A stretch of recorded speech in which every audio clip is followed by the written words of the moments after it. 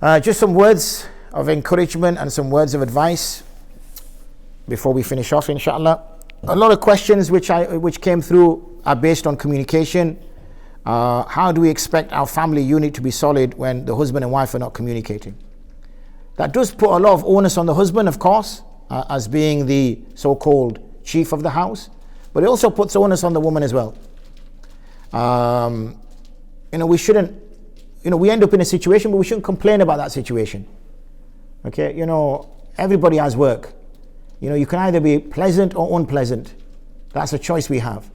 But we all have work, we're all busy.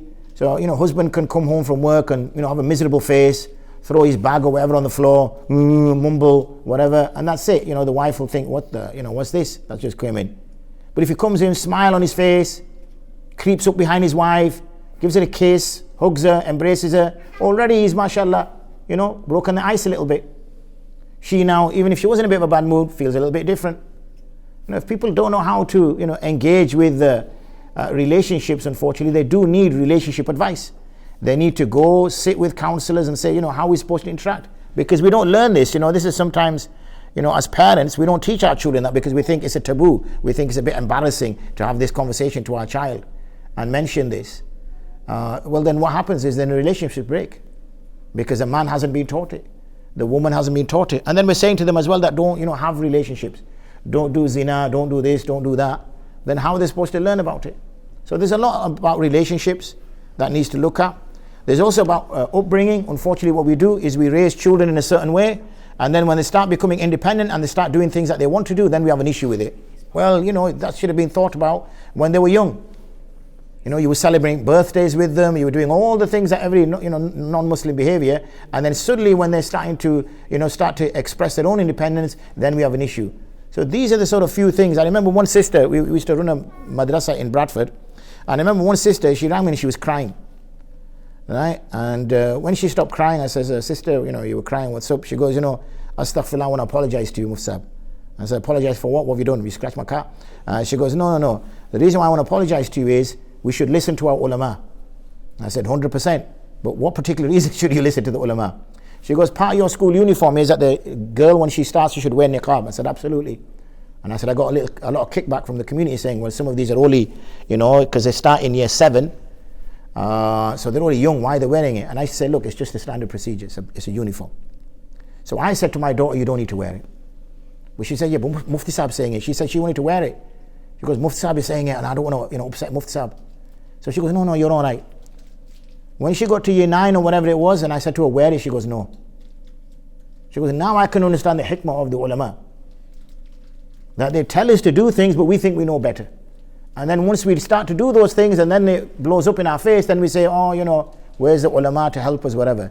Follow the instructions. And when I say that, again, some people say, I get confused. Yeah, don't speak to too many ulama. Don't watch too many videos. Find your local alim, somebody who you trust, somebody whose taqwa you look at, somebody whose knowledge you respect, and then just go by that person.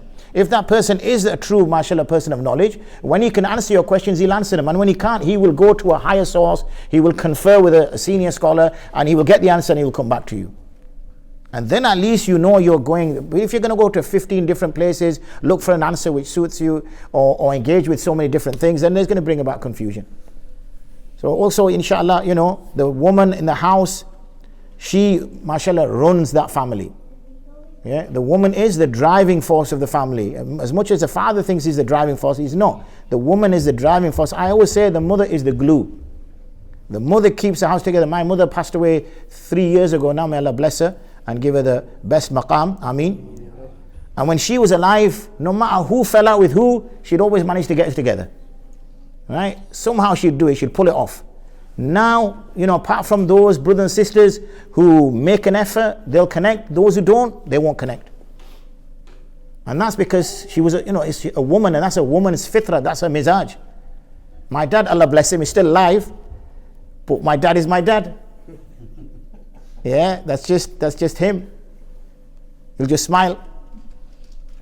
But she was the glue. She was the one ringing around, making sure, you're not going to go until you've eaten, whatever. Even when she was doing taqseem of food after, when we were going from Eid Salah, or from Eid and we were going, she would literally buy weight weigh out the food. So not one of her child would have less.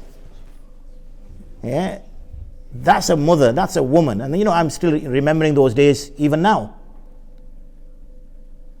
So a woman has that, mashallah, maqam. Now you see what's happened is, in society, she's being told to be something else.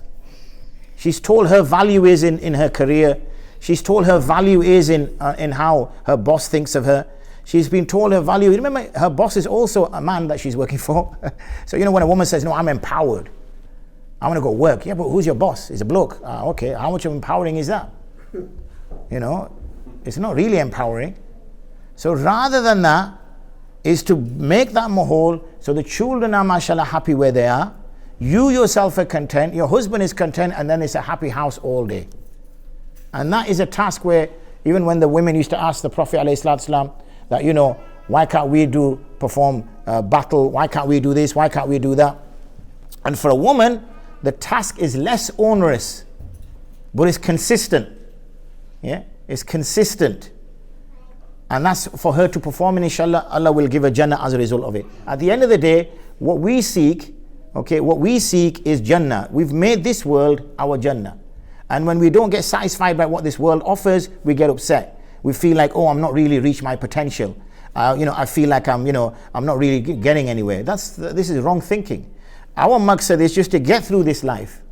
Once we get through it, then watch. Allah SWT does not differentiate between a male and female in terms of giving ajr to them. He will give the ajr according to what that person has done. He's given them different tasks, mind you.